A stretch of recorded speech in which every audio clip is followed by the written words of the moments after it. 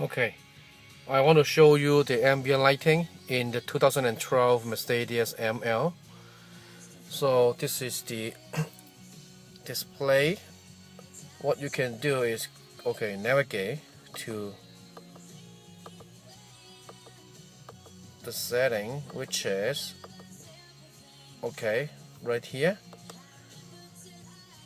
Go to lights, then scroll down. So now it's using solar. The light is somewhat like this. I'm going to change it to neutral and then polar, so you can tell the difference. Neutral is similar to polar, but a little bit light. Okay, this is neutral. This is polar. Polar looks like it's a blue color. Go back to neutral, and then go back to solar.